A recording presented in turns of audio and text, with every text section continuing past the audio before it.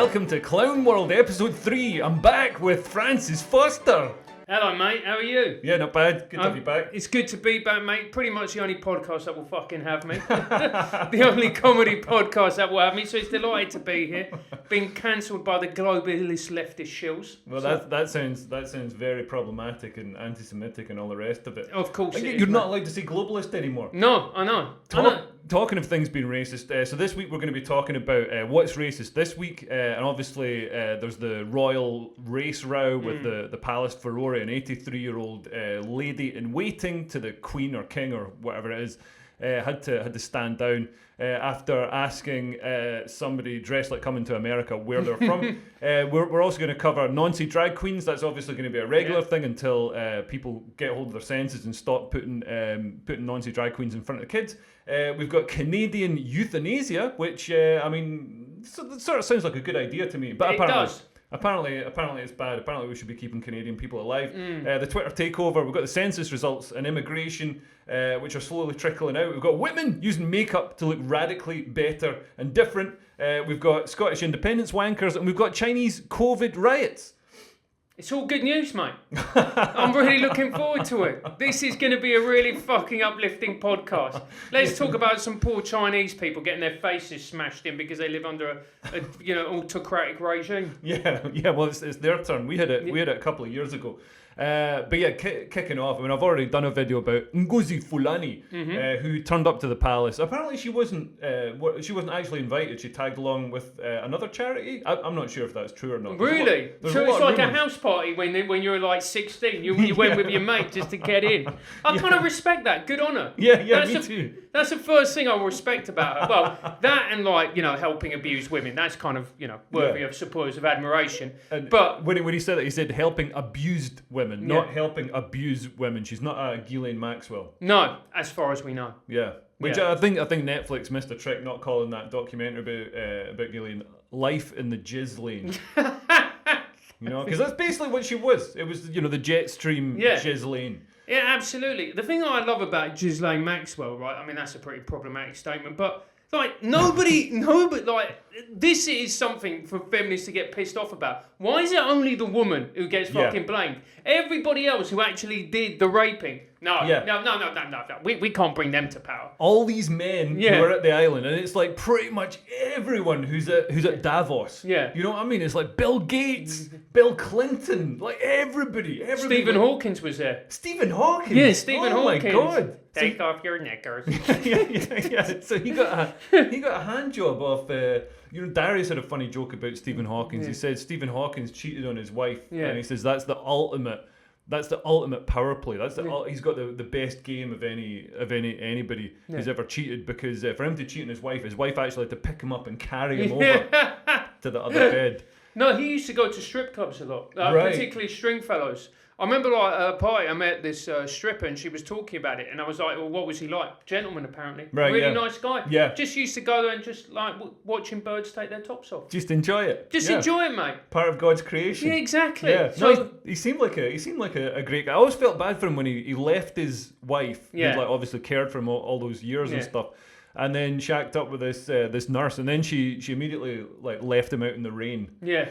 And it was just like, man, because obviously he was getting hand jobs and stuff off her when he was with his wife or whatever. But then she immediately started abusing. It's that sort of power play. Power play. Just a shame. I think she thought he'd malfunction if he got left out in the rain. She didn't realise he's like a human. Yeah. But I mean, this has taken a fucking detour, mate. We were what were we talking about? I have no idea what we're talking about. We were talking about Ngozi. Ngozi, and then we segued into Stephen Hawking receiving hand jobs. Right. But so she turned up to the palace, and a lady in waiting, Susan Hussey. Yeah, great name. I mean, look, we're talking about strippers or porn stars. That's a great name. She should have been helping Jeffrey Epstein. Exactly. With a Ghislaine and a Hussey. Yeah. That's man, that's who you need on each side if you're going to be enticing young women. But so Ngozi Fulani turns up to palace, and she's got like an African sounding name. Yeah. Ngozi Fulani. African earrings. African earrings. Yep. Although her name, apparently her original name was Marlene Headley. Yeah. Stop dead naming her, please. But now she identifies Yeah. as African, but only for certain conversations. Exactly. But that's it, because now nationality and heritage is fluid. Yeah.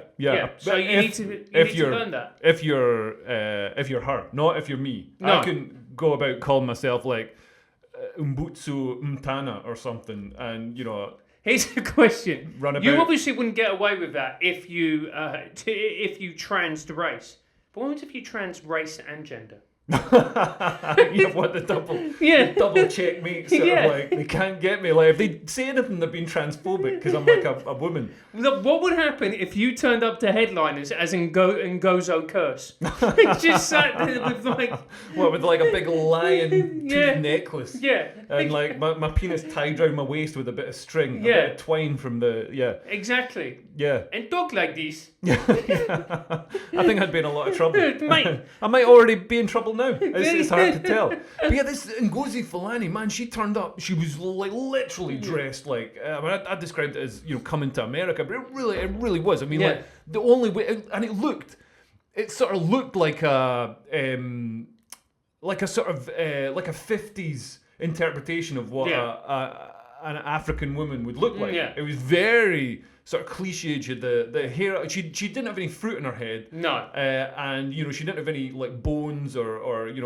big thing in her lip or anything. But apart from that, she went the whole hog, leopard print, everything. It was like it was like somebody in the 1980s going to a fancy dress party. Exactly. And which is why it should be celebrated. Yeah. And like, so obviously she's sort of on a website. She's very proud of her sort of African and Caribbean heritage and all the rest of it, which is great. You know what I mean? That's wonderful. But then she got asked, no, the job of a lady in waiting is to find out something interesting about the person, so then they can be referred to when they're introduced or whatever. Yeah. They can say, this is blah, blah, blah, she's blah, blah, blah, blah, blah. Yeah. So she was asking, where are you from? And she was a bit persistent. Yeah. She was like, where are you from? No, where are you really from? Yeah. And then she was like slapping her about the face. Yeah. Like, no, listen, you fucking bitch. then a couple of epithets would drop, the M-bomb. Yeah, and she was like, you got to call it Rhodesia. You got to call it.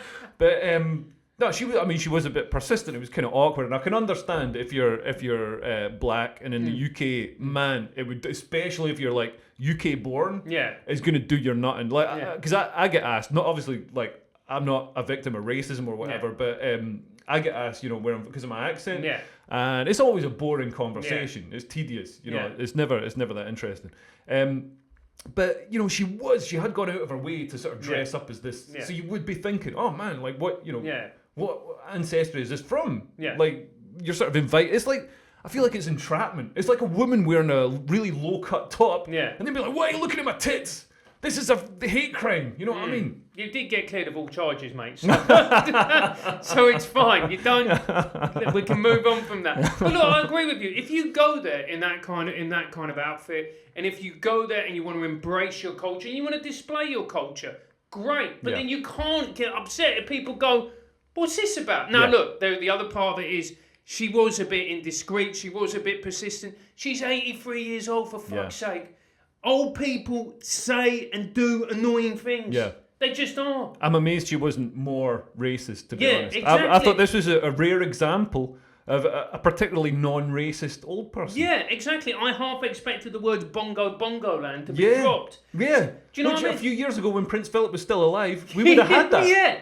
He is R.I.P. Philip, but that's absolutely true. So, and then the thing that baffled me is it became this huge fucking story. Yeah, and it's just like we need to eliminate racism, and the only way to do that is to drag an 83-year-old woman through the mud publicly, destroy her reputation. Plaster it all across the paper, drive her to a nervous breakdown, because that's how we achieve equality. Yeah, absolutely. And there's no sort of sense of parity, or is this right, or is this something we can maybe sit down with her and say, like, listen, even if somebody turns up, looking like this, carrying a big shield with feathers on it, you still can't ask. You've got to pretend it's not there. You've got to pretend they're just wearing a Guess T-shirt and act like that. I just felt. And there was just an assumption. The mainstream narrative was like, "Oh, this is definitely racism. This is an example of racism." It's not just racism; it's institutional racism. Yeah, I'm like, how is this institutional racism? Yeah, somebody asking where you're from. Yeah. And you're like obviously not wearing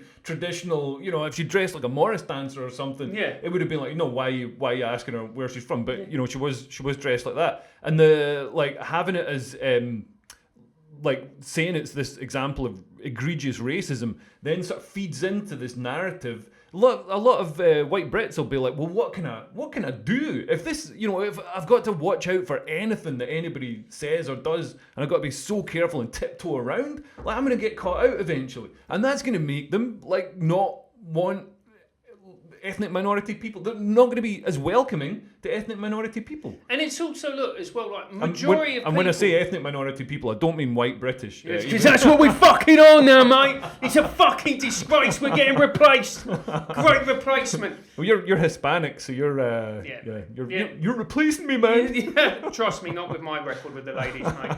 I'm replacing no one. But yeah, I agree. It's what it's doing is putting barriers, and so people feel even more tentative, even more like they're unable to express themselves just around ordinary people. Yeah. And here's the thing. Someone was a little bit, shall we say, insensitive. Someone was a little bit brusque. Yeah. And that is now described as abuse. Yeah. And sustained prolonged racist abuse is how it was described. And which I'd consider if she'd repeatedly put burning dog shit through her letterbox or something. Yeah, absolutely. You know what I mean? But this was nowhere near the sort of level of racism that that used to. It's not even racism. That's the trouble. It's not even racism. No, and that's the thing. It's not racism. And what it does is there are people, unfortunately, still in this country who do suffer racist abuse. Who unfortunately, white people. Yeah, exactly, mate. Who have people say things to them, whatever else. Yeah. And all it just does is discredit them because those two things aren't the same. And for her to use the word abuse, I think is actually quite dangerous, considering she works with women who have been the victim of domestic violence who are genuinely abused. Yeah. Oh, she works with them as long as they're from the right ethnic background. Yeah. So she runs a charity, Sister Space, that's received a pretty big chunk of Black Lives Matter funding. Yeah. Not entirely sure what it's been spent on. They haven't had accountants in to open the books. Might happen now. But there's a woman on Twitter replied to one of my tweets, and she was saying, like, listen, I approached this charity and I was rejected because I'm mixed race. Yeah. So they said I'm not, and it's like, I don't know, mixed race, in my experience, mixed race women get a lot of abuse because they get it from both sides. Yeah, because I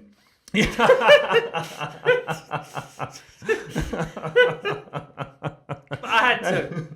So yeah, they've rejected somebody, based on their race. To me, rejecting somebody based on their skin color, based on their ethnic background, that's a bit racist. Of course it is. Like, like a white woman will turn up at that charity, right? Yeah. So I don't care, Margaret. Fuck off with your two black eyes. yeah. She'll be like, at least my eyes are black. Yeah, doesn't matter. Yeah. Unless you have suffered through systemic and racial oppression. I don't care if you've been trapped in an abusive marriage for 25 years and you're running for your life. This isn't the space for you. Yeah. Bye-bye. Yeah. So hopefully that is all going to get resolved. And I was disappointed with the Royals, with Prince William sort of immediately throwing her under the bus and he's like, he's like, oh, I don't want to look racist, I better fire her. You know what I mean? It's like, come on, sometimes there's a time to just show some balls and stand up. But then, like, here's the thing, like, I'm trying to do this thing, right, where I put myself in other people's position more and more, and I'm like going, right, why?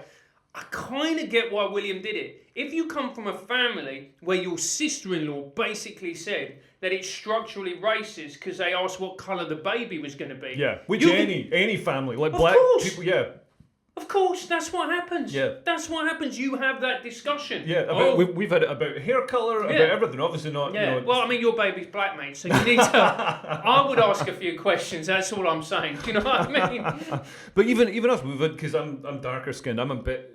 I've got, like, a bit of ethnicity in me. Whereas my wife is, like, freckly and all, very, very... she's very Scottish skinned, or Irish skinned.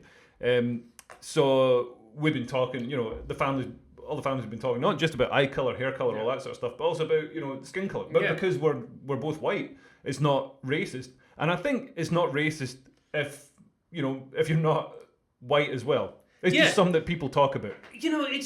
But amongst, like, if you go to, like, Venezuela or different countries where there is a lot of mixing with ethnicities and races and cultures, that is a topic of conversation. What's really interesting when you go to Venezuela is like you'll see a family, like the son looks like me, the daughter's really much darker, so she looks typically Latin American. Yeah. The other kid looks a bit more mixed. That's just how it works. Yeah. So to have that conversation blows my mind. Yeah. That you might come out looking a little bit more like Granddad. Yeah. What is the problem with that? Yeah. Oh, he's got Granddad's eyes. He's got Granddad's nose. You can't say that.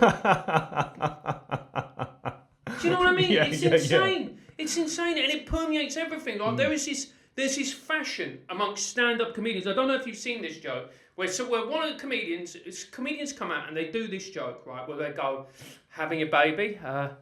Really hope it's not going to be a straight white male because we've had enough of them. Good, fuck a black person. Do you know what I mean? Yeah. Just like the obsession around race is mental. And self-flagellation. And it's like this way that woke white British people, just whip themselves and say, oh my God, oh no, white people are so terrible. It's in a way they're elevating themselves because they're saying we're so powerful, we can do this. It's a real luxury thing to do. Whereas I think, looking at other segments of the white population, obviously where I'm from, there's a lot of very poor, there's a lot of deprivation. It's like not all the white people there are having this amazing gilded, privileged time. The victims of grooming gangs, they're not, but people will still argue with a straight face that those victims of grooming gangs are privileged. Well, not the Sikh ones, but the white ones are privileged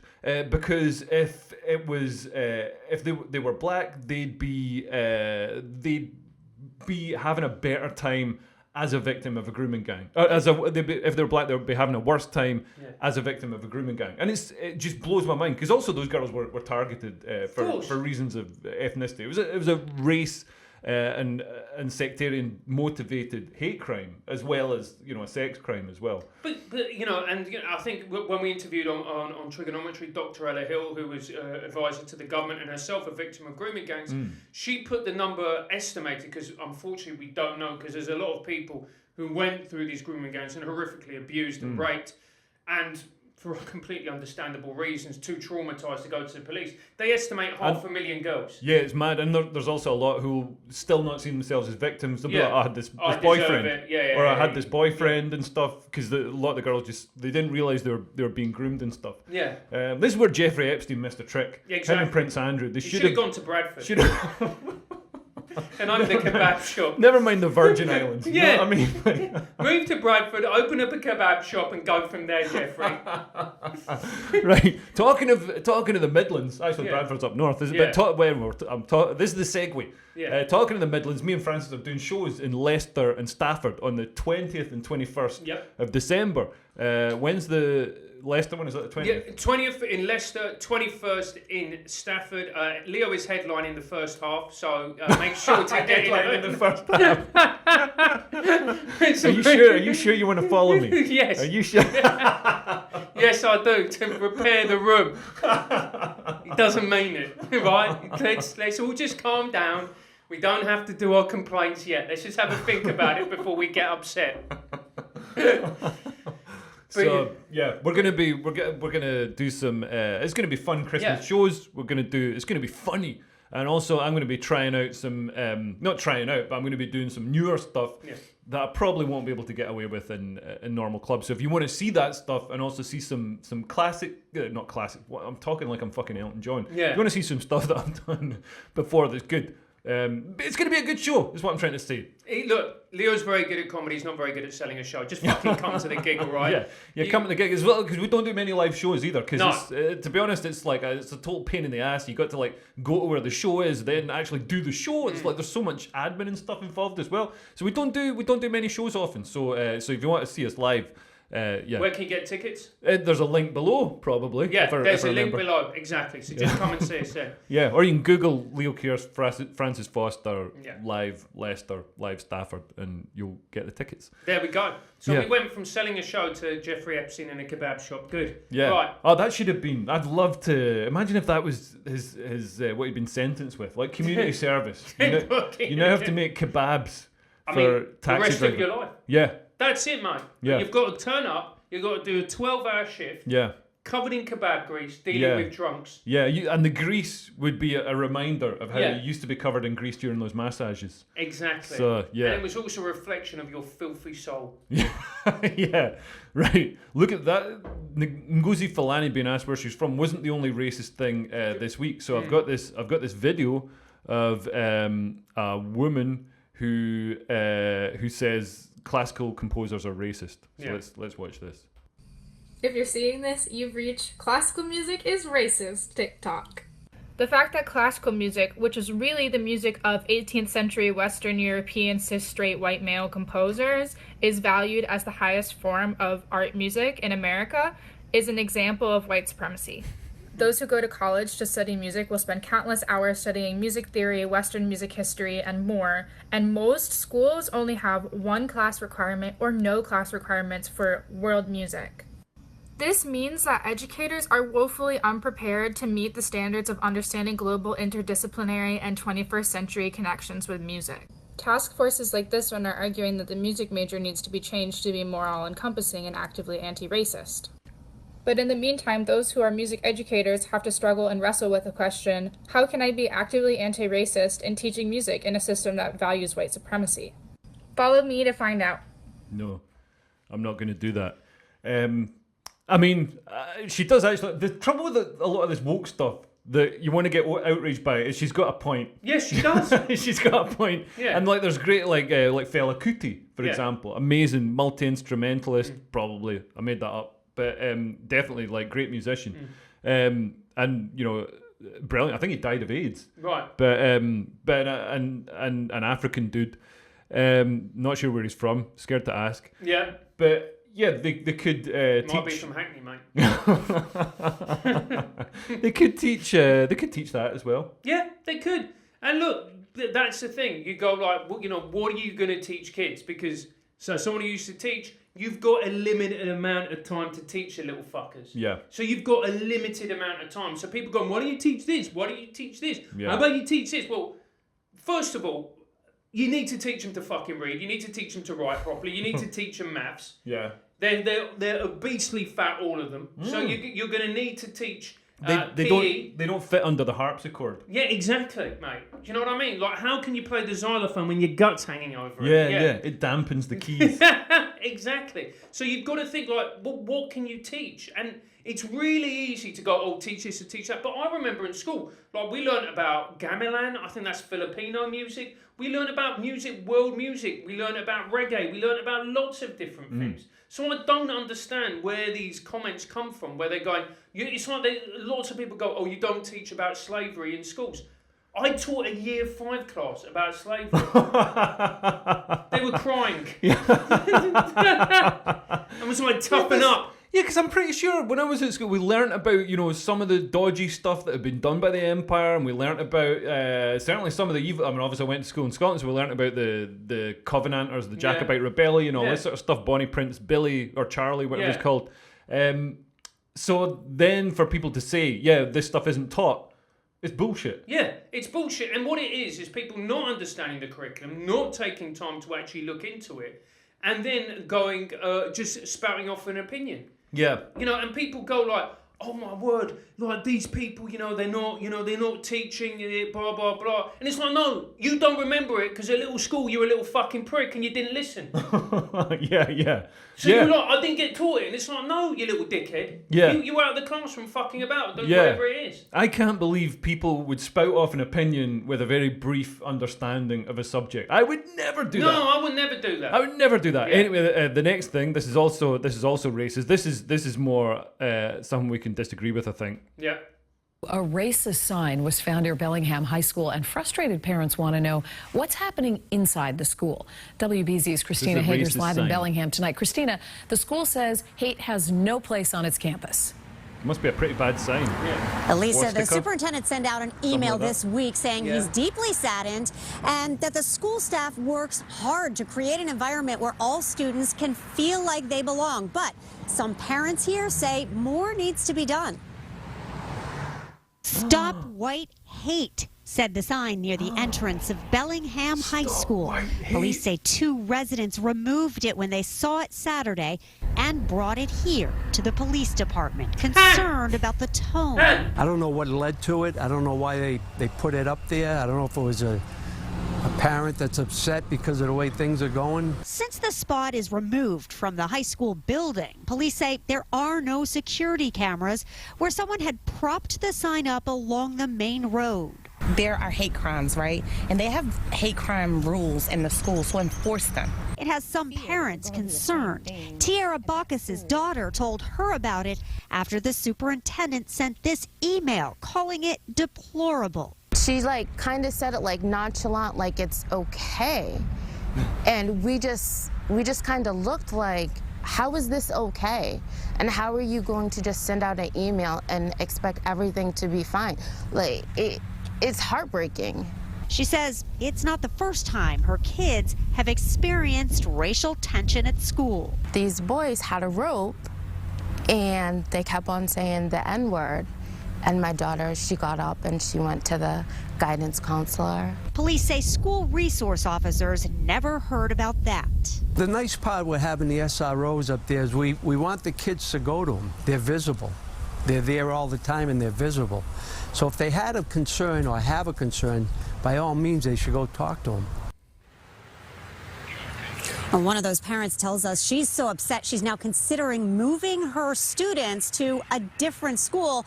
Police are telling us there is no danger to students or the general public. In Bellingham, Christina Hager, WBZ News. Christina, thank you. See, this just blows my mind because they're saying this is a racist, hateful sign. So I was expecting, it's going to be a swastika, it's going to be something horrible, it's going to have racist words like the N-word or something. And then it's a sign saying stop hate. Yeah. Like stop white hate. Which could be read two ways. It could either be like stop white people hating on stuff. Or it could be like, I think how it's meant is like stop hating white people. Yeah.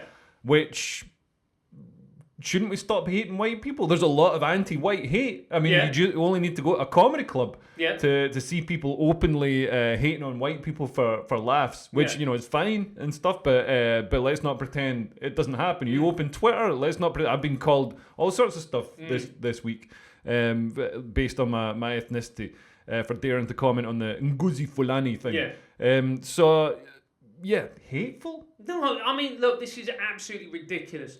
And like I said before, it just devalues the word racism. Yeah. Like if that story was true, like the second one that the lady was talking about her daughter, that's obviously awful. Yeah. That needs to be stamped out. Awful, awful, awful. Should never have happened. Right? Yeah. If it's true, I don't know. Okay. Yeah. But the first one, stop white hate, and I love the fact they're talking about it like it's almost like a school shooting. There's no danger to the public. What are you talking about? It's a fucking sign with 3 words, none of which is offensive. Yeah. And even if it was offensive, you take it down. Even if it was offensive, there's still no danger to the public. It's not like it's going to burn you like a vampire getting burned by sunlight. Exactly, like you're going to walk past it. And then the way that people are overreacting, and it's like they're going to pull the students out of the school. Yeah. It's this. It's like safetyism is sort of taken over now because this like health and safety sort of rose, and obviously if you're working up a ladder or something like that, you're working on an oil rig, you need health and safety. You need to make sure that there's appropriate measures in place to make sure you don't die. But then when that's extended to words and speech that you're exposed to, so you've got to be kept safe from ideas and words and things. Man, that's so they've made it. Because obviously free speech, the limit of free speech is where it can harm other people. Yeah. And traditionally that's meant you can't run into a cinema and shout, oh, there's fire, and then people get trampled or whatever. That's bad, that's wrong. But now they're changing it so harmful can just be the words themselves. It can be an idea that that causes you anxiety, and that's harm. So that means it gives you a lever, gives you a tool to silence people. And also you got these people in schools, well, in every organisation, equality, diversity and inclusion, people to make sure that any incidents or whatever are dealt with properly. And they need their job. and they need to be doing something. So it's become this thing that generates instance. So, things that aren't racist, such as an old woman asking someone where they're from, or a sign that's put up saying, hey, when you stop white hate, that becomes something for them to deal with. So it's something that was intended as a shield to protect people from racism has become a sword to attack people. I just find it worrying that everybody has just become so completely and utterly sensitive about tiny little issues that don't really matter. Yeah. They don't matter. Like, the average person would have walked past that sign and probably not even noticed it because they were on their phones. Yeah. Or because they got off doing their stuff and they had jobs and kids and lives to lead. Like, yeah. oh, that's a bit weird. Well, anyway. Yeah, or they might have looked at it and be like, what? Stop white hate? But that's my favourite thing to do. Exactly. Let's go on Twitter. But and so, I don't know. Like, I just worry about it because in the education system in this country, school buildings are literally falling apart. Right. Like, one of my friends, I bumped into her. She's a drama teacher, and she was teaching in her school, and 2 rats ran across the drama studio. Oh my God. Right, and the kids were, ah! Anyway, so she went to a lunch break to see like the deputy head and go, look, just to let you know, 2 rats ran across my drama studio. Yeah. And he went, I think you mean mice? And she went, no, I mean rats. They were that big. And he went, no, we can't have rats because then we have to shut the school down. Yeah. They were mice, and I'm going to report it. Thank you. Right.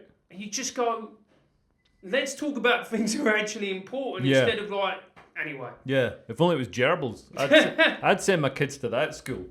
Yeah, man, I think that public finances in this country are in a really perilous state at the moment because they've raised tax to like a ridiculous level, and everything seems to be failing. Everyone's on strike, from the Royal Mail to nurses to ambulance drivers to everyone. No, train drivers. Yeah, train drivers. But there was also, I can't remember what it was. I read these people. It was a private company, a big private company, walking out on strike. Yeah. Everybody's on strike. Yeah. There is nobody at work. Yeah. Apart from me, because I'm self-employed. Yeah, the self-employed people still have to go because we don't get paid, but everybody else is on strike. Yeah. So you go, and we all know why that is. A large part of it is because of lockdown. Yeah. We paid for these lockdowns for 2 years. Everyone's like, oh, I'm just sat at home. Yeah. It's great. It's getting like, free money. Now I've got to go back to work, pay more tax. Yeah. So I'm not even getting paid the same amount as I was before. And there's inflation. And I've got to do work. It's like, man, that sucks. And so many people have been signed off sick since the end of lockdown because people don't want to do work anymore. They don't want to do work, and as well, like, there's a lot of people who were just on that cusp of early retirement, so a lot of them have retired because they thought, fuck it. And as a result, we've got a labour deficit.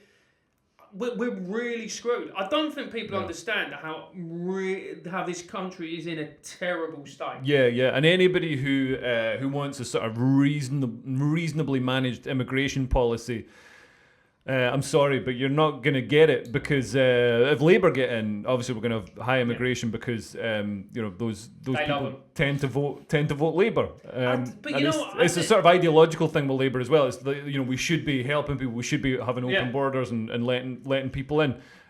Which, I mean, obviously it's nice to help people and it's nice to have open borders, but I think it's got to be sustainable, it's got to be manageable, and it shouldn't create too much social discord and stuff like that, which it already is. With the stuff, the tensions are really going to get high with things like the Ngozi Fulani thing, where you're not allowed to integrate, you're not allowed to just to have any sort of normal interaction. It's just being watched, and people are setting linguistic traps for you. So it's very difficult. That's going to make people not want high levels of immigration.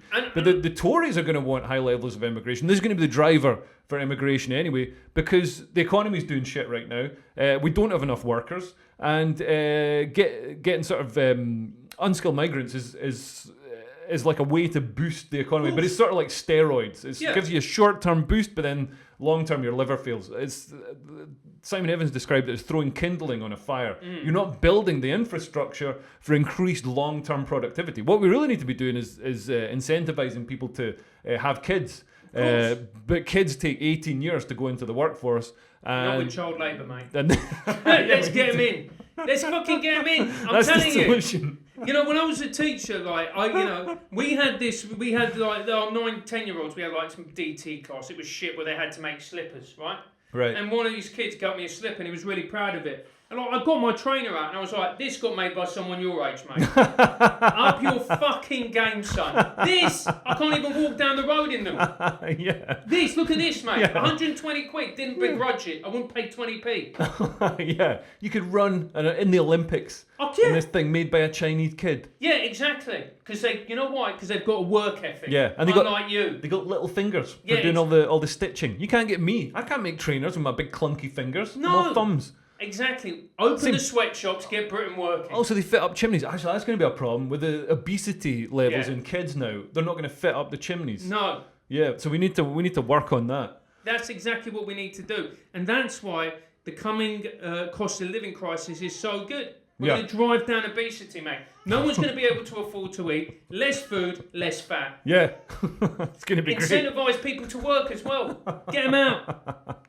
So, and obviously having people, coming across the channel, they all need somewhere to live. Yeah. So it's pushing up house prices, and then so as a worker, as a sort of somebody who's already here, you're suddenly competing against all these people, and you're competing against the richest people for houses because there's a limited supply of housing. You're competing against the richest people for housing. You're competing against the poorest people for wages. So it's an untenable. If we talk about inequality in society, you could rebalance it a bit by just having a more controlled, not stopping immigration. Obviously, immigration is, it contributes a lot to society, and it's great to have people, coming here and stuff. But just a sustainable, moderate. 5 people a year. 5 people a year. Do you know what we had? And I like Carl Benjamin on our show. We interviewed him on Triggernometry like last year. And him and Constantine had this kind of... they were kind of disagreeing on something because Carl wants a complete moratorium on immigration. Yeah. And Constantine misheard, or maybe Carl misspoke, one of the two. And Constantine thought he said like he didn't even want tourism in this country. So Constantine was like, really? And he was like, yes. He was like, I don't like even them. He's like, yeah, no tourists ever. But look, I think we just need to be realistic about it and go, look, this country needs immigration. We have a labour deficit, but what we also need is to replenish housing stocks. Which we haven't and replenish the population. We need to encourage people to have kids if we need. And also, man, people talk about a labour deficit. Some of those jobs don't need to be done. If that job doesn't pay enough for somebody, it's like it's a market. You know what I mean? Yeah. It's like I'd like to be able to buy every Ferrari, but I can't because I can't afford some of them. Yeah. So but you're a right-wing grifter, mate. That's how fash for cash. That's how. Man, I went fash for less money. If I'd gone woke, I'd still be getting booked in all these clubs and stuff. And earning 60 quid a pop. Yeah. But yeah, man, some of these jobs, like the economy exists to support the country. Yeah. The country doesn't exist to support the economy. Of course. And politicians always look at a country as an economy, first and foremost. They're not looking at it as, cultural heritage and sustained network and communities and things that need to be sort of nourished and given the resources to sort of sustain themselves and replenish themselves. Because that's a natural failure of democracy. When a democracy happens in 4-year or 5-year cycles, what you do is you encourage short-termism. Yeah. Because quite naturally, the politicians only think in 4 or 5-year cycles. So what you're talking about takes a long time to bed in, to actually come to fruition, to make the society more cohesive as a whole. Yeah. Are the politicians going to act against their own self-interest by driving house prices down, which is essentially what will happen when you build more houses? Yeah. If you think about the vast majority of people who vote in this country, they are older people. Yeah. And what is their they own property. Yeah, and that's their biggest asset. For many people, they don't have a pension. All they've really got is their property to essentially pay them through old age, right? And good for them. But you're going to ask them to vote against their own self-interest? Yeah. It's just not going to happen. Yeah, even though it needs to happen. It needs to happen, but no politician is going to do it. Leo wants a house. Mate, I want a fucking house. And I don't want a house where I'm living right in the middle of butt-fuck nowhere. Because that's what people go. Live outside of London. Yeah. I go, where can I buy a house? Like Great Yarmouth. No, mate, I don't want to have a heroin addiction. Yeah. And that damages the economy. There's a lot of people leaving London because they can't afford to live here. So that's damaging London's economy. So if we had more houses, then, it would help everybody out. Yeah. Apart from that sort of imaginary wealth that's tied up in housing. Talking of stop white hate. So this is an example I found of actual quantifiable discrimination against white people. So 1 in 6 hiring managers have been told to stop hiring white men, according to this survey, which I'd have thought would go against whatever race laws. It's got to be against some. But it sounds bad to me. You're discriminating based on skin colour? That's got to be wrong. Yeah, and look, to me, this is such a ridiculous way of looking at the world. Like with trigonometry, we employ someone who has autism. We employ someone who is actually a trans person. We employ someone who is a person of colour, an Asian guy. And you go like, why have we done that? And it's because what we do is we take blind submissions or people who just want to work with us and send us examples of their work. And we go, you're great. And do you know what? If you do that, you're going to get diversity naturally. Yeah. You're going to get it naturally. Yeah. Because you just go and seek out the best people. Yeah. Whereas if you force it, then you're not getting the best people because you're putting those demographic tick boxes in front of the qualities. Yeah. It's a nonsense. And I noticed when I worked as a consultant, so I was working at a pretty sort of high level consultancy, and like we had an incredibly diverse workforce. We had like Iraqis and all sorts of people from all around the world, and just people who'd been born in the UK but were different ethnicity or heritage or whatever. And the reason was because they needed like the sort of absolute sort of cream. They took I think about 5% of Cambridge and Oxford maths and physics graduates. They wanted the sort of the best, only the sort of best people. I was more of a sort of fuckabout hire, but the people who are doing the proper like serious work, they had to get the best people. Yeah. So then you end up, you can't have it some sort of old boys network or just hiring white people because it wouldn't work. And equally, you can't have it where you're sort of trying to tick boxes and get, we need to get, look, Black Lives Matter is popular this month. We need to hire a black woman or whatever. You got to put the actual abilities first. That's the only way to do it. Like if you look at professional sport, which I would argue is the most meritocratic out of all the industries, like you take I think professional sport is racist against white people. Well, the NBA certainly is, mate. Watching white people just get dominated time and time again. Eventually, you go, look, there's a systemic problem here. Yeah. And there needs to be reparations. Yeah. But if you look at like the England football team, like nobody is in that team because they're like, this is a black person, they need to be uplifted. No, it's because they run quicker.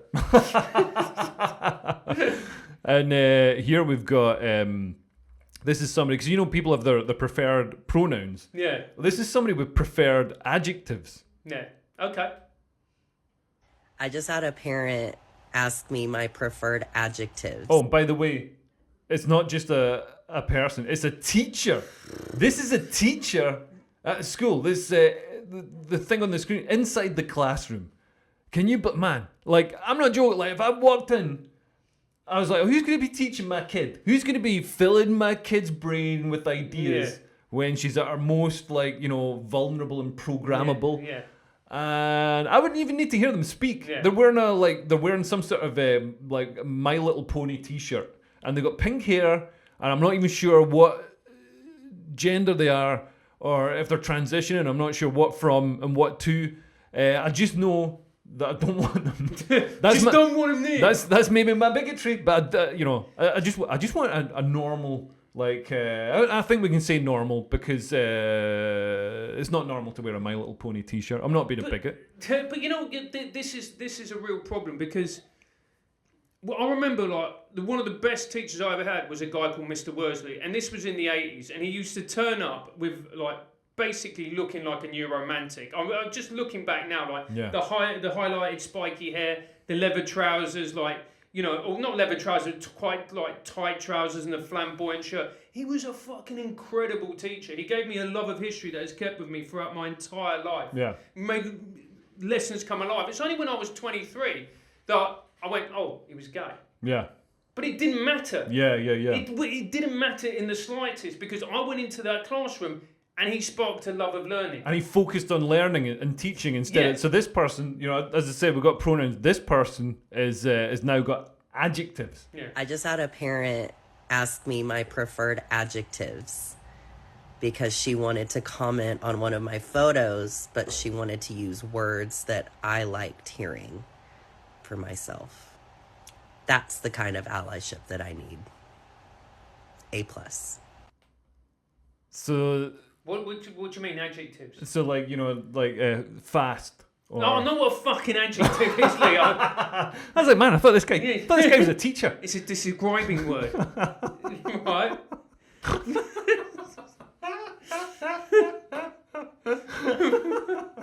Right? But what does that mean? Like, my preferred adjectives? So you got to, like, I want to be described as, strong or cool. You don't get to fucking choose that. You don't get to choose your fucking pronouns either. No. They're not for you. They're for other people to describe you. So why would we have to put our minds through this, like trying to, like, you know, rub your tummy and pat your head at the same time? Trying to call somebody who doesn't look like a woman, like, got to call her she, and that's, like, one of the easier ones. They've got, like, all these weird ones, like they and zir and all that sort of they and them. It's like, man, I can't call you they. There's only one of you. Yeah. Like, even though it looks like under your skin there could be about 5 people because you're a beast. They're always a beast. Why are they always a beast? What is it with, like, if you're just fucking butt ugly in 2022, you got to have pronouns. And now this fucking adjective bollocks, it just shows that it's an extension of this sort of narcissistic, like, I get to choose my pronouns. So everybody's got to, like, you know, put their head through a fucking mangle when they're trying to talk about me. And now adjectives as well. No, you don't get to choose. It's like, do we get to write our own reviews as comedians? We should do, mate. We should. Yeah. Well, Darius does. Darius Davies on the Free Speech podcast. He set up his own website. Actually, fuck, I did it as well. So I can. And we crossed. I wrote a review for Darius, and Darius wrote a review for me on these websites. And then we used those 5-star because we got 5 stars because we think that we're very good. And we used that on our posters. But in many ways, it's a form of narcissism that demanding that the world should see you as you demand to be seen. Yeah. Now, I understand if someone's gone through a transition, people like Blair White, for instance, you go, like, well, you've gone the whole 10 yards, Blair, you know what I mean? But I just like the adjectives. You look at Blair White, you wouldn't know. Yeah. You know what I mean? Yeah. And I think that's a lot of transgender, a lot of genuine transgender people, you wouldn't know. And, like, they're the ones that are getting harmed by somebody with pink hair and a fucking bumfluff moustache being like, I'm a whatever. And it's like, man, why are you trying to like align yourself with, like, genuine transgender people who just want to live their lives and go about their business, and also, you know, are quite often quite gender critical. Yeah. Like, I know a transgender woman who believes that there are 2 genders. Yeah. And all this sort of non-binary, they, them, zir is just a load of made-up nonsense. Yeah. So, I think, you know, a lot of the time they're bringing the wrong attention to transgender people, and they're not genuine transgender. Man, if you got to tell somebody what your pronouns are, they're not your pronouns. If it's not obvious, they're not your pronouns. And it's like, you know, when you see, like, gay pride, and then you see, like, people dressed up in, like, gimp masks and people wandering around in gimp suits, you're like, how is this helping gay people? Do you know, if I was a gay man, I'm like, don't do that, mate. That's quite literally feeding ammunition to my enemy. Yeah. That's what they think I do in my fucking spare time. And you're wandering around like that at 1 p.m. holding a Pret coffee cup in your left hand and a gimp whip in the other. This isn't me. But because you have these people on the extremes, everybody goes, well, that's what they're like. Look, there's the example. And that's why tolerance, in several studies, tolerance for the LGBT has gone down, because people just see this and they see it as extreme, which it is. And it's being driven by the Q end of the LGBTQ thing rather than the LGB side of it. Because, man, I think everybody's on board. Like, man, pretty much even Ireland, you know, traditionally quite religious, conservative places, Ireland, even like a lot of Eastern European countries, they're very, in America as well, people are generally pretty supportive of gay marriage and equal rights for gays and all the rest of it. But all this, like, you know, the next step that people come along with is like, oh, well, now we need to, I'm Balenciaga and I need to make child porn adverts, or we need to have drag queens in schools, you know, talking to children. It's like, whoa, what the fuck? Why are you trying to associate this with that? You know, this is a separate thing, and you're a fucking nonce. You know what I mean? The whole thing with sexualizing children and like drag queen now, like there was a story last year about dildo butt monkey. Do you remember that? Yeah. You just like in a library reading to kids, and you're going, who thought of this? I'll tell you, the council. Why don't you just get fucking Spider-Man? Yeah, kids love Spider-Man. Just get a superhero. I'm Spider-Man. Kids are stupid. They'll believe that. Exactly. I mean, kids will probably also like Dildo Monkey Buttman. Yeah. I prefer Dildo Monkey Buttman to Spider. I'd love to see Dildo Monkey Buttman taking on some criminals. Yeah, exactly. I can just imagine what a special movie is going to be with that. Yeah. But he literally had a bare arse and he had a big dildo hanging down between it, and he was bright purple. You know what I mean? He looked like every primary school teacher you see on Libs of TikTok. Yeah. It was madness. Talking of the trans thing. So this is not trans. This is a drag queen. And there's been some events in America that they've been trying to shut down, and I think stuff like this is why. Look at this.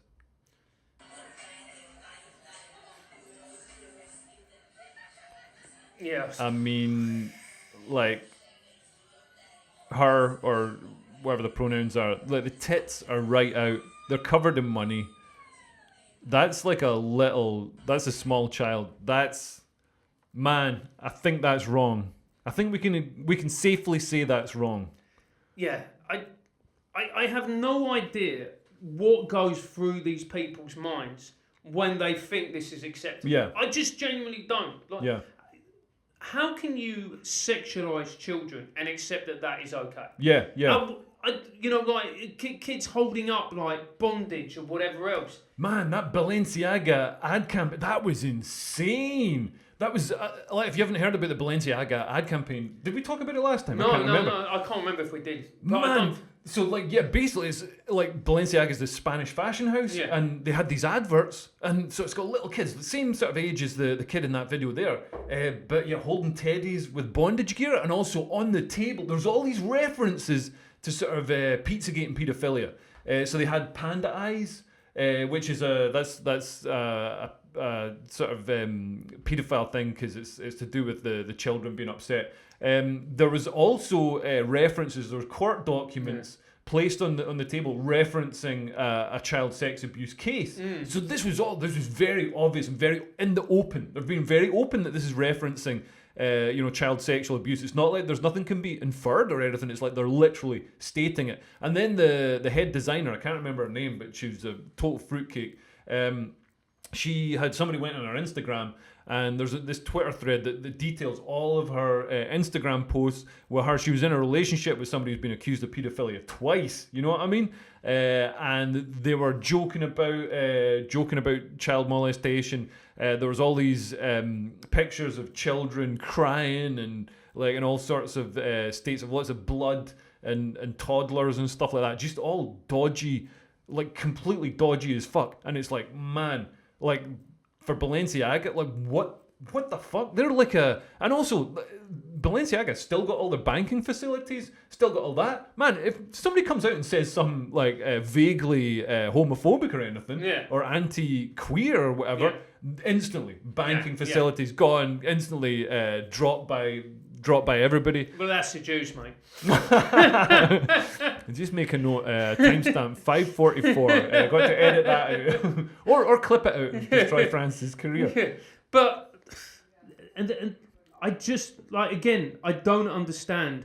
Do you remember when, you remember this, in the early 90s, where fashion houses just put out content of really fit women? Yeah. Like Cindy Crawford. Do you remember that? Yeah. Do you remember that she was there? Not too skinny. It was before heroin chic. Yeah. It was and they weren't fat we got now. It was like that magic point where they were they looked like they could be almost like athletes, but not overly volleyball athletes. Yeah, that exactly. And then it was all a little sexy bit, athlete. Yeah.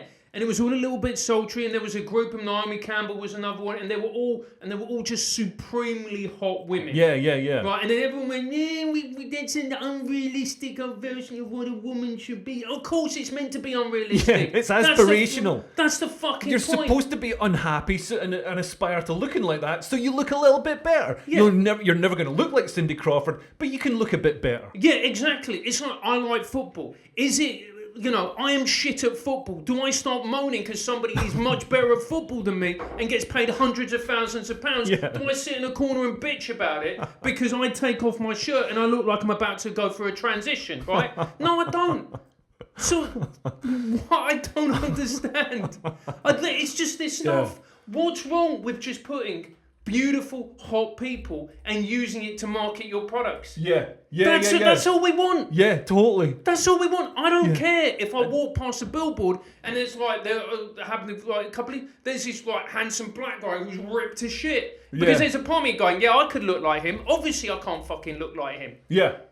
But still. Yeah. Do you remember the meltdown they had with that ad which said, "Are you beach body ready?" Yeah, and like it was a fit, like she looked good, and then Sadiq Khan was coming in. He banned it from the London Underground. Yeah, and like man, like of all the things that Sadiq Khan could get involved in, maybe you could ban like I don't know knives. Yeah, maybe ban knives from London. How about that, Sadiq? Could we have that so people aren't stabbing each other all the time? But yeah, man, that was a real free speech thing. Because also, man, she looked good, and like, what's the problem? She was beach, man. Because they try and gaslight us. They say, "Oh no, like this body is beautiful," and it's like, man, I've got eyes. Yeah, I can tell on a deep-rooted biological level. But my dick is telling me. Yeah, I can tell that that's a horrific body that belongs in the sea. Like, that is might be graceful underwater, but not sitting on the sand. Yeah. You know what I mean? Yeah, it's great for swimming in the Arctic, but this is the point. She'll last longer. If that helicopter goes down in the North Sea, she'll last a few minutes longer than me. Yeah. But like, come on, not for. And this is the point. That body is unhealthy. Yeah. It just is. Now we can start, going, like the reason people are obese and blah blah blah and all of these things, which. We need to be able to tackle it, and you can make a very strong case for advertising, the food industry, sugar, the fact that we're getting the wrong messages. People don't know what it is to eat healthy. Like, people think that eating vegan food is healthy when it's actually not, because it's very high in carbohydrate. Yeah. All of these things, right? And there's a discussion to be had about all of that. Yeah. But you can't start with a fundamental lie that if you are overweight, that you are healthier. It's like in men. Like, I see, like, I had this moment where I was playing a comedy club, and I looked around. Everyone was fat. Everyone is fat. Yeah. Do you know what I mean? Yeah. So the last thing people need to hear is that it's okay and it looks good. If you are male and you have excess amounts of fat, you produce more estrogen, which affects your mental health because then you become more prone to depression, and also reduces your sperm count. Yeah. And it's all of these things, and you're more prone to type 2 diabetes. Once you get type 2 diabetes, then you're really in the shit, because that means that you've got a whole host of health problems. Yeah. And then we perpetuate this line, so, but big is beautiful. It's fucking not. Maybe to a small portion of the population. Yeah. Small portions isn't a phrase they like, by the way. Yeah. And we all know that. We've all been overweight. I'm trying to lose weight at the moment. I've lost a bit of weight. You feel better. Yeah. And you feel better, like if you go to the gym and you work out. Yeah. Like, man, you get that blood flowing around your body. You feel so much better. You feel like strong. You feel, you wake up the next day with a boner. It's great. You know what I mean? Exactly. Like, instead of like living like we've all gone through phase. Like, we had lockdown where like we went through a big long phase of I'm sure a lot of people just went goblin mode and weren't moving, and you weren't allowed to go to the gym. And there was times during that when it was all right when I was in Australia. I was in Australia for the first bit of lockdown, but so I could go running, could go in the hills and stuff. But then when I was back in the UK, man, it was grim, and I just felt like shit because I couldn't go to the gym, couldn't lift any weights, not that I'm trying to get bigger or anything, but just getting that blood pumping around your body feels good. Yeah, and you there's more and more evidence that lifting weights, whether it's male or females, is absolutely brilliant for you. You're building muscle, you're fighting osteoporosis. It's great for you physically, mentally. Yeah. And you just look at like you walk past like a Guess advert, and it's just got this glorified blob in front of you, and you go, I remember when it was a super hot woman. Yeah. And it would just brighten your day that little bit. Exactly. And now, you know, you walk past an advert like that with guess on it, and it's like you've got to guess the condition. It's like, is it type 2 diabetes? Is it like... maybe it's type 2 diabetes. Maybe it's Maybelline. Yeah, but also this is why I think the male suicide rate is going up as well. Like, not just like the sort of estrogen thing, but all the little... Like, as well as being shouting all the time, we don't get those little moments of just like seeing a hot billboard model. And it's anymore. also as well, it's like people are going, why are all young men listening to Andrew Tate? Why are they all watching Andrew Tate? It's like because he's saying things like, I mean, he's a cunt. I don't really like a lot of what he says. Yeah. But there is stuff that he says like, go to the gym, stop making excuses, have discipline, work hard. Take responsibility for yourself. Peterson. And I like Peterson and I like Rogan and I like all those guys. And you go, that's because they're sending out not Tate some of it, but a lot of it, no. But the rest of them, they're actually sending out a positive message to men, which is, if you want a girlfriend, if you want your life to be better, if you want to have a life which is what you want it to be, then I'm sorry, mate. The only person who's going to fucking do that is you. Yeah, totally. That's it. You can blame other people. You can try and force them to use the right pronouns. You can like try and change the world around you. Yeah. At the end of the day, the only thing that's going to deliver results is taking responsibility for yourself. Yeah, and that's it. And that is, at one point, like, that's a quite unpleasant thing to hear, because you're like, oh shit, like, I've just got to work really fucking hard. That sounds hard, yeah. Yeah. I prefer the bit when I could blame other people. Yeah, because it feels good. And then, you get, but you know that when you get into a circle and comedians were the worst for this and blame, I'm not a reason, I'm not here because of blah, blah, blah, blah. It feels good in the moment, but afterwards you just feel like shit. Yeah. You feel terrible. Yeah. And that's what we have as a society. It's almost like it's designed to make us miserable. Yeah. It's designed to make us miserable. It's designed for us to feel depressed. Yeah. We're filled shit food. We're projected with images of like people who are grossly obese. Yeah. The people that we used to admire, were people who were strong, who overcame things. Now it's like, I'm sad. You should be sad too. Why don't you open up about your mental health problems? Yeah. How about I shut up about my mental health problems and go and lift some weights? Yeah. Take some steroids. Yeah. Do some cocaine. Yeah. Or you open up to your mental health problems. Why don't you just go and get fucking therapy? Yeah. Just go and talk to someone. Yeah, it's somebody who's getting paid to do it. Yeah. I don't want to hear about it myself unless I'm getting like £125 an hour. Someone who's actually this is the thing that pisses me off. Like, you go like they go, we need to talk more, and in a way we do. But unless that talking is being done for like cognitive behavioural therapy, where you're actually putting in things within your life to improve, and you're improving your mindset and your mentality, all you're doing is just going around in a glorified fucking circle. Yeah, and also people misunderstand how men sort of speak to each other, because they think men, and it's sort of like a trope in comedy that like women all support each other and are really oh, you look great, blah blah blah, whereas men just like bring each other down. Yeah, but that's how we sort of bring each other up, if you know what I mean. There's that we're constantly taking the piss out of each other, but it's to show that we're strong enough to do it, if you know what I mean. Yeah, absolutely. Or something. I don't know what it is, but it's funny.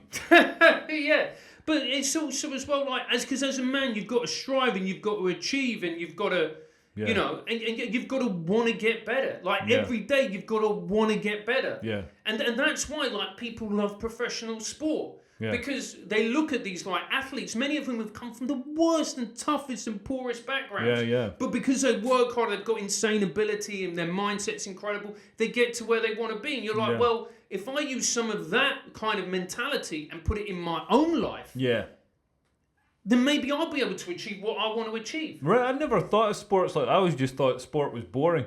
But yeah, that is like people see that. It's the sort of aspirational side of it. Of course, you look at all these guys, like if you look at someone like Beckham, like whatever you think of Beckham, his mindset is incredible. He was hated by the entire country. He's an intellectual heavyweight. He is probably the greatest thinker of his generation. Yeah, but the thing is, like, he was hated by the entire country because he got sent off at a very important match. Yeah. Like, people were putting up effigies of him. Yeah. Saying like all tabloid papers were like saying like, you're the worst. People were singing at stadiums, I hope your child dies of cancer. Jesus Christ. There was I think it was a Daily Mirror put a dartboard up with his face on it where you could stick his face and literally throw darts. Yeah. And then he went on to then become England captain, become one of our most beloved footballers. Now he's working for Dubai, so we fucking hate him again. Qatar, yeah. Yeah, that's it, Qatar, same thing, right? But, you just go like, that's someone to go, oh. Yeah. Maybe if I had that mentality and pushed past all the shit in my life, I could achieve what I wanted to. Yeah. David Beckham. Let's all aspire to be David Beckham. Okay, that's the positivity. That's the positivity out of the way. That's it for this. We've got more in the Patreon only segment of the podcast where we say what we really think, and we're going to be covering more drag queen craziness. There's also euthanasia in Canada, which is insane. They're actually referring homeless people and poor people and disabled people for euthanasia. So they've got this huge euthanasia system. The government's literally killing people. There's a disabled woman who complained that the local authority was taking too long to install a stair lift in her home. Yeah. So they suggested euthanasia to her. And see, this is one of the ways the private sector is better than the public sector, because the private sector, if you've got a customer complaints department, one of their dispute resolution things isn't, we're going to kill you. You know what I mean? You're never going to get that phoning up Sony or whatever to complain about some. So we've got that. We've also got videos of makeup transformations with old women becoming incredibly young and sort of hot looking, and that's in the Patreon only special. So there's a link down there to my Patreon. Sign up. You can sign up for as little as £3 a month. You get all sorts of special content and early access to stuff, and also come and see me and Francis in Leicester and Stafford performing live on December the 20th and 21st. It's going to be great shows. Come there. I don't even know where fucking Stafford is. It's over. It's quite a long way away. It's over by near Wales. Is it really? Yeah. Why the fuck have I done a show there? You better come, because it's in Wales. Yeah, you gotta make it worth it while. It's not quite. Fuck. It's over like it's the sort of the Black Country, I think. Fuck. Which reminds me of my mate Masai's got this amazing joke. Yeah. So he's black and he's from the Midlands, and he says he was talking to somebody and they thought the Black Country was a real tree. Or he said he's from the Black Country and they thought it was a real tree. Anyway, it's funny when he says it. Yeah. Great guy, Masai Graham, if you want to look him up. But before you sign up to my Patreon and see the second half of this. Okay, thanks for listening. Bye. Fucking Stafford. Bye.